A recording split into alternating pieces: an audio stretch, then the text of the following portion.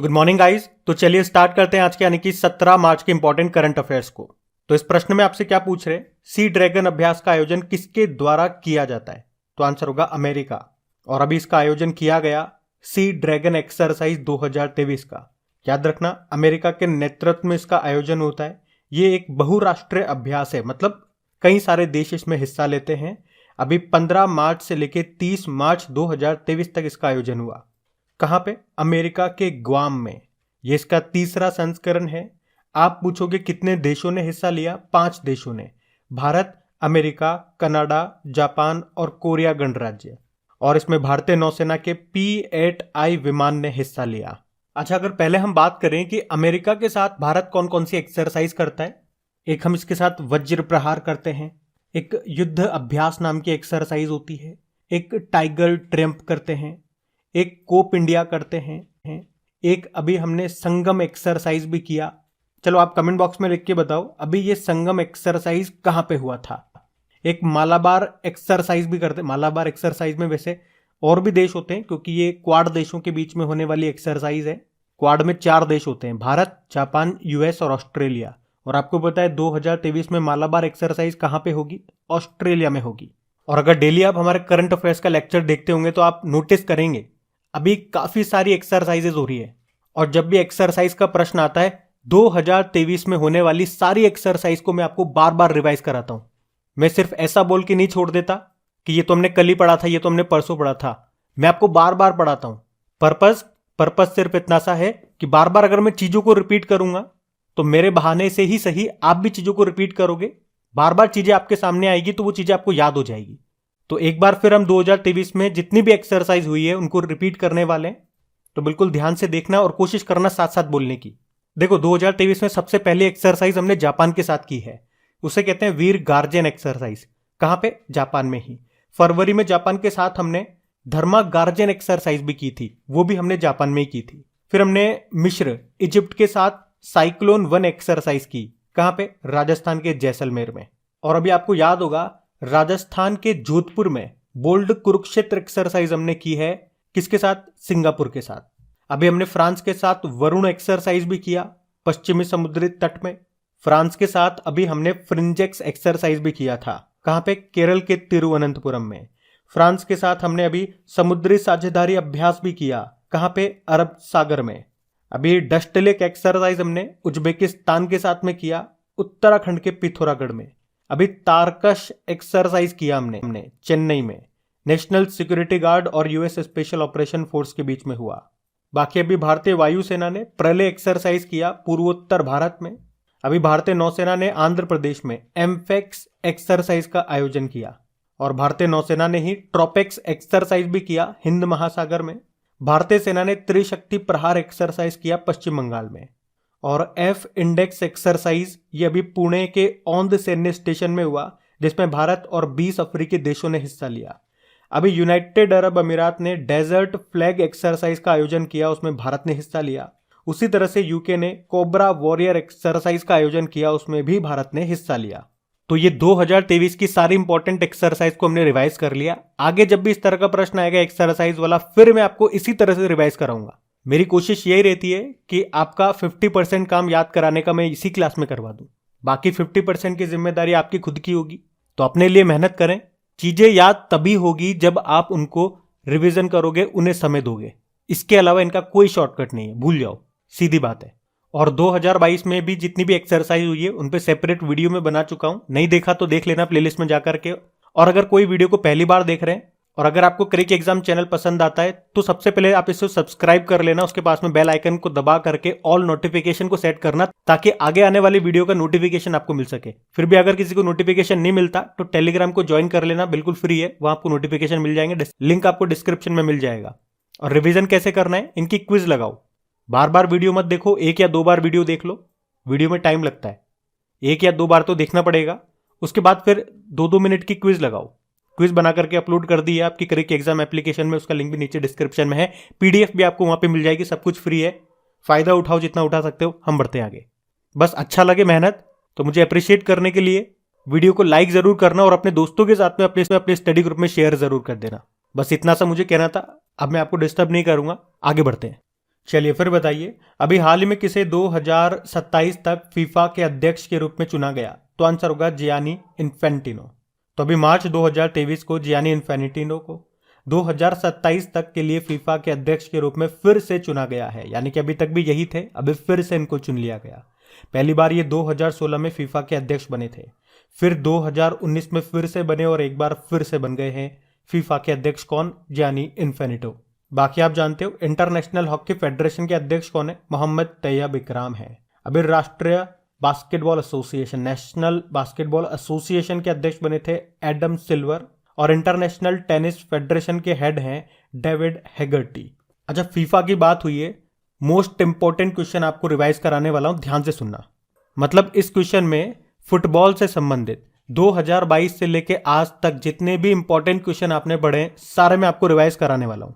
सबसे important point तो ये हो जाएगा, अभी जो फीफा मेंस वर्ल्ड कप हुआ था 2022 में, नवंबर दिसंबर में हुआ था, 22वां संस्करण था।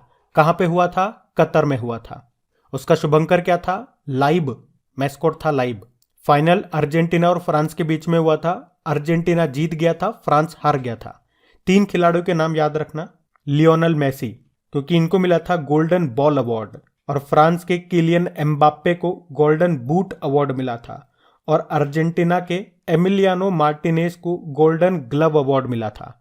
और याद रखना, अगला जो फीफा मेंस वर्ल्ड कप है वो 2026 में होगा। 3 देशों में होगा, यूएस, कनाडा और मैक्सिको में। और इसी तरह से फीफा महिला विश्व कप ये 2023 में होगा। कहां पे? ऑस्ट्रेलिया और न्यूजीलैंड में। और उसका मैस्कॉट शुभंकर क्या है? तजुनी है, जो कि एक तरह का पेंगुइन है। और याद रखना 2023 में AFC एशियन कप ये कहां पे होंगे? कतर में ही होंगे। और 2027 वाले होंगे सऊदी अरब में। अच्छा, मुझे बताओ, ऑल इंडिया फुटबॉल फेडरेशन के चीफ कौन बने? कल्याण चौबे बने। और किस भारतीय फुटबॉलर के नाम पे नामची सिक्किम में फुटबॉल स्टेडियम बन रहा है? बाईचिंग भूटिया के नाम पे। आपको याद है 2021-22 सीजन के लिए All India Football Federation men's footballer of the year किसे चुना गया था? सुनील छेत्री को। और वुमेन्स में बात करेंगे तो मनीषा कल्याण को। वैसे 2022 का बैलन डी'ओर पुरस्कार किसने जीता? तो पुरुषों में तो करीम बेंजामिन ने जीता, ये रियल मैड्रिड के फुटबॉलर हैं। और महिलाओं में एलेक्सिया पुटेलस को चुना गया, ये बार्सिलोना से हैं। आपको याद होगा FIFA under 17 women's World Cup 2022 में भारत में हुआ था, उसको स्पेन ने जीता था कोलंबिया को हरा के। और अभी 76 नंबर की संतोष ट्रॉफी हुई। संतोष ट्रॉफी का संबंध फुटबॉल से, याद रखना। इसका फाइनल सऊदी अरब में हुआ था, कर्नाटक जीत गया, मेघालय हार गया। और 2023 में FIFA under 17 mains world cup ये पेरू में होंगे। और एशिया का सबसे पुराना फुटबॉल टूर्नामेंट कहा जाता है डूरंड कप को, ये 2022 में हुआ था, उसकी बात कर रहे हैं। बंगलुरु फुटबॉल क्लब जीता था मुंबई सिटी को हरा करके। अभी आपको याद हो तो फीफा क्लब वर्ल्ड कप का आयोजन हुआ था मोरक्को में, उसको स्पेनिश फुटबॉल क्लब है रियल मैड्रिड, उसने जीत लिया सऊदी अरब के अल हिलाल को हरा करके। और अभी 2022 के लिए बेस्ट फीफा मेल प्लेयर चुना गया लियोनल मेसी को, और महिलाओं में चुना गया एलेक्सिया पुटेलस को, बार्सिलोना से हैं। बाकी फीफा की बात करें, स्थापना होती है 1904 में, हेडक्वार्टर ज्यूरिख स्विट्जरलैंड में है। और इसका मोटो होता है for the game for the world. अध्यक्ष फिर से बन गए जियानी इन्फेनिटो। तो ये सारे मोस्ट इंपॉर्टेंट क्वेश्चन मैंने आपको यहाँ पे कवर करा दिए। जितने पॉइंट आपको याद हो गए, ध्यान रखना, चिंता नहीं करना, सारे एक साथ याद भी नहीं रखने। फिर आगे कभी फुटबॉल का प्रश्न आएगा, मैं वापस आपको रिवाइज कराऊंगा। कभी भी एकदम से डरो मत कि हमें याद है। आप रोटी कैसे खाते हो? क्या पूरी रोटी को एक साथ मुंह में रख लेते हो क्या? नहीं ना, टुकड़ों के साथ खाते हो ना। तो बस हर जगह एक ही रूल लगता है, धीरे धीरे खाओ, लेकिन बस कॉन्टिन्यूटी रखो। अभी हम बढ़ते हैं आगे। चलिए फिर बताइए, हाल ही में राष्ट्रीय टीकाकरण दिवस कब मनाया गया? तो आंसर होगा 16 मार्च को। तो नेशनल वैक्सीनेशन डे यह हर साल 16 मार्च को देश भर में मनाया जाता है, जिसका उद्देश्य क्या है? टीकों या फिर वैक्सीनेशन के महत्व के प्रति जन जागरूकता फैलाना। ये जो टीकाकरण है ये वायरस और बैक्टीरिया के खिलाफ हमारी रक्षा करने और कई गंभीर बीमारियों से बचने में महत्वपूर्ण भूमिका निभाता है, आप सबको पता है। अच्छा, मेन बात तो यह है कि 16 मार्च को ही क्यों मनाते हैं। तो अगर आपको याद हो तो भारत सरकार ने देश से पोलियो को खत्म करने के लिए यानी कि 1995 में पल्स पोलियो टीकाकरण कार्यक्रम शुरू किया था, और 16 मार्च 1995 को भारत में पोलियो वैक्सीन की पहली खुराक पिलाई गई थी, इसीलिए 16 मार्च को। वैसे भारत को WHO ने कब पोलियो मुक्त घोषित किया? तो 2014 में। अच्छा, टीके से याद आएगा, चेचक के टीके का आविष्कार या उसकी खोज किसने की? तो एडवर्ड जेनर ने।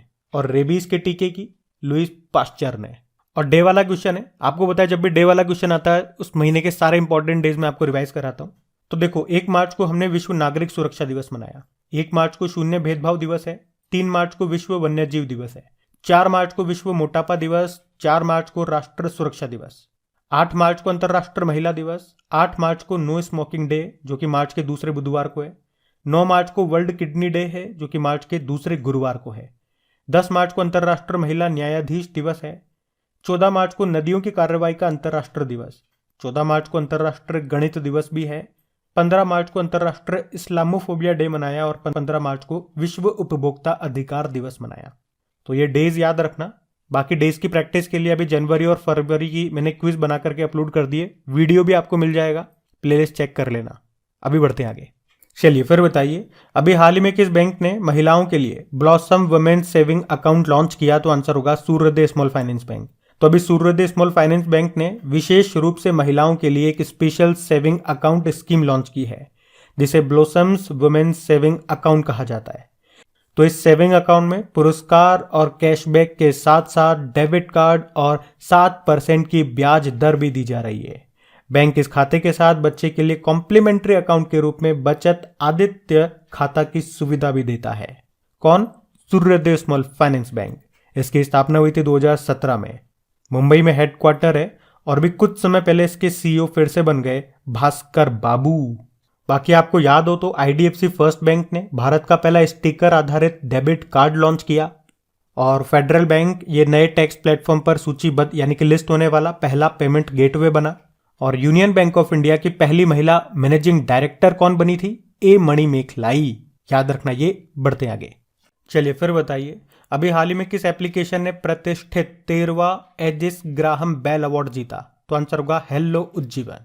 तो उज्जीवन स्मॉल फाइनेंस बैंक के हेलो उज्जीवन एप्लीकेशन ने अभी मार्च 2023 में इनोवेशन इन कंज्यूमर टैक्स श्रेणी में 13वां एजिस ग्राहम बेल अवार्ड जीता है। ये पुरस्कार भारत में एक अभिनव संस्कृति को बढ़ावा देने के लिए इलेक्ट्रॉनिक्स एंड आईटी मंत्रालय के द्वारा दिया जाता है।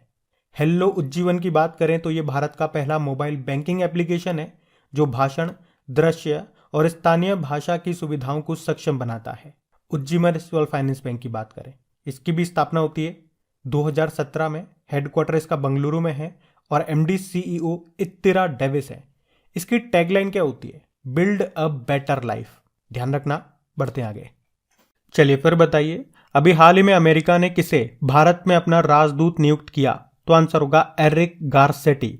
तो एरिक गारसेटी ये होंगे भारत में अमेरिका के नए एम्बेसडर। बाकी क्लेयर लोम्बार्डेली को जानते हो, ओईसीडी ने अभी इनको अपना सीईओ बनाया था। सिंडी हुक की बात करें तो 2032 में जो ओलंपिक गेम्स होंगे उसके आयोजन समिति का इनको सीईओ बनाया गया था। और हार्वर्ड यूनिवर्सिटी के पहले अश्वेत राष्ट्रपति बने थे या अश्वेत प्रेसिडेंट बने थे क्लाउडन गे नाम है।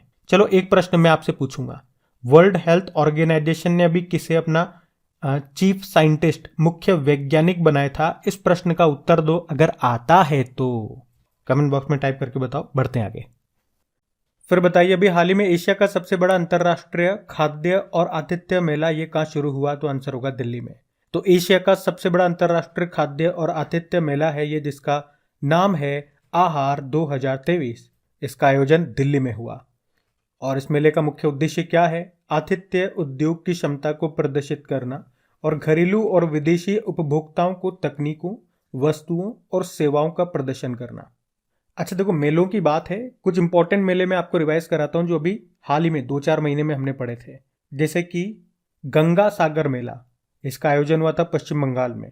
माघी मेले की बात करेंगे, आयोजन हुआ पंजाब में। एक सरस मेला हमने पढ़ा था, यह आयोजन हुआ था जम्मू कश्मीर में। अभी झिंगा मेले का आयोजन हुआ था पंजाब में। लक्खी मेला पड़ा था, राजस्थान के सीकर में आयोजन हुआ था। दिव्य कला मेले की बात करें, इसका आयोजन हुआ था भोपाल में। और सबसे बड़ा मेला आप पढ़ते हो कुंभ का मेला हर 12 साल में लगता है, 4 जगह पे लगता है, नासिक, हरिद्वार, इलाहाबाद और उज्जैन में। तो ये ध्यान रखना। बढ़ते हैं आगे। चलिए फिर बताइए, अभी मार्च 2023 में किसे पेंशन फंड नियामक एवं विकास प्राधिकरण का अध्यक्ष बनाया गया? तो आंसर होगा दीपक मोहंती को। तो अभी दीपक मोहंती को pension fund regulatory and development authority का चेयरमैन बनाया गया है। ये भारत सरकार के वित्त मंत्रालय के अंतर्गत कार्य करता है, जिसकी स्थापना 2003 में होती है। नई दिल्ली में मुख्यालय है और अध्यक्ष बन गए हैं दीपक मोहंती। आप जानते हो अभी प्रेस इंफॉर्मेशन ब्यूरो के प्रधान महानिदेशक कौन बने थे? राजेश मल्होत्रा। फिक्की के महासचिव बने थे शैलेश पाठक और सशस्त्र सीमा बल के महानिदेशक बनी थी रश्मि शुक्ला। इनका नाम भी इंपॉर्टेंट है, ध्यान रखना। बढ़ते आगे। चलिए फिर बताइए, अभी हाल ही में सी चेंज क्लाइमेट के लिए किसे भारतीय राजदूत नियुक्त किया गया? श्रेया घोड़ावत को। सी चेंज क्लाइमेट ये गैर लाभकारी संगठन है, नॉन प्रॉफिटेबल ऑर्गेनाइजेशन है, जो जलवायु कार्रवाई में तेजी लाने में महिलाओं की भूमिका के बारे में जागरूकता फैलाता है और इसने जलवायु परिवर्तन के प्रभावों के बारे में महिलाओं की आवाज को बढ़ाने के लिए अभी एम्ब्रेस इक्विटी नाम से एक अभियान भी शुरू किया है। और जलवायु उद्यमी श्रेया घोड़ावत को अभी सी चेंज क्लाइमेट के लिए भारत का एम्बेसडर बनाया गया, तो इनका नाम याद रखना। बाकी आप जानते हो अभी लद्दाख में सेना की बटालियन की कमान संभालने वाली पहली महिला ऑफिसर कौन बनी थी? Colonel Geeta Rana. Indian air force में कमांड कॉम्बैट यूनिट की पहली महिला ऑफिसर बनी थी शालिजा धामी। और दुनिया के सबसे ऊंचे युद्ध क्षेत्र सियाचिन में तैनात होने वाली पहली महिला अफसर कौन बनी थी? कैप्टन शिवा चौहान। और अगर आपसे पूछे ना कि विदेशी धरती पर युद्धाभ्यास में लड़ाकू विमान उड़ाने वाली पहली महिला ऑफिसर कौन बनी थी, तो आंसर होगा अवनीत चतुर्वेदी। तो ये नाम सारे न्यूज में थे, आपको याद भी होने चाहिए। मैंने आपको एक बार फिर से रिवाइज करा दिया। बढ़ते आगे। चलिए फिर बताइए, हाल ही में जियो सिनेमा ने किसे अपना ब्रांड एम्बेसडर बनाया? तो आंसर होगा सूर्य कुमार यादव को। तो रिलायंस इंडस्ट्रीज के जियो सिनेमा ने क्रिकेटर सूर्य कुमार यादव को अपना ब्रांड एम्बेसडर बनाया। इसका स्वामित्व वायाकॉम 18 मीडिया प्राइवेट लिमिटेड के पास है, जो टीवी 18 की सहायक कंपनी है। जियो सिनेमा ये आईपीएल का डिजिटल स्ट्रीमिंग पार्टनर भी है, जिसने अभी सूर्य कुमार यादव को अपना ब्रांड एम्बेसडर बनाया, ये याद रखना। बाकी आप जानते हो अभी सेवेलॉन इंडिया ने दुनिया का पहला हैंड एम्बेसडर बनाया था सचिन तेंदुलकर को। यूनिसेफ इंडिया ने बाल अधिकारों के लिए राजदूत बनाया था आयुष्मान खुराना को। रणबीर सिंह पेप्सी के ब्रांड एम्बेसडर बने। निखत जरीन ये एनएमडीसी की ब्रांड एम्बेसडर बनी थी। स्मृति मंधाना ये गल्फ ऑयल इंडिया, गुवी की और हर्बल लाइफ न्यूट्रिशन इंडिया की ब्रांड एम्बेसडर बनी थी। सौरव गांगुली ये बंधन बैंक के और ड्रीम सेट गो के हैं। रवि शास्त्री हैं फैन कोड के और महेंद्र सिंह धोनी ये गरुड़ एरोस्पेस के ब्रांड एम्बेसडर हैं और नावी फाइनेंस के भी हैं। अच्छा, अभी हम क्या करेंगे, कल के करंट अफेयर्स का रिवीजन करेंगे। तो पहला प्रश्न आपसे पूछा था 2022 के लिए सरस्वती सम्मान के लिए चुना गया शिव शंकरी को उनके उपन्यास सूर्यवंशम के लिए। फिर बताइए अभी बोल्ड कुरुक्षेत्र एक्सरसाइज कहाँ हुआ? राजस्थान के जोधपुर में, भारत और सिंगापुर के बीच में। फिर बताओ अभी IQ एयर रिपोर्ट के अनुसार दुनिया का सबसे प्रदूषित देशों की सूची में भारत कौन से नंबर पे है? 8वें नंबर पे। फिर बताओ रेशम उत्पादकों के लिए बीमा योजना शुरू करने वाला भारत का पहला राज्य कौन सा बना? उत्तराखंड। फिर बताओ कार्बन डाइऑक्साइड आयात करने और इसे समुद्र के नीचे स्टोर करने वाला पहला देश कौन सा बना? डेनमार्क। फिर बताओ अंतर्राष्ट्रीय इस्लामोफोबिया दिवस कब मनाया? 15 मार्च को। फिर बताओ अभी सरकार ने मृतदाता अंग प्राप्त करने के लिए आयु, जो ऊपरी आयु सीमा थी उसको हटा दिया। ऊपरी आयु सीमा कितनी थी? 65 ईयर। फिर बताओ अभी शिक्षा मंत्रालय के अनुसार किस राज्य की साक्षरता दर सबसे कम है? बिहार की सबसे कम है। फिर बताओ विश्व उपभोक्ता अधिकार दिवस कब मनाया? 15 मार्च को। और फिर बताओ सिलिकॉन वैली बैंक के बाद अमेरिकी सरकार के द्वारा किस बैंक को बंद कर दिया? Signature bank.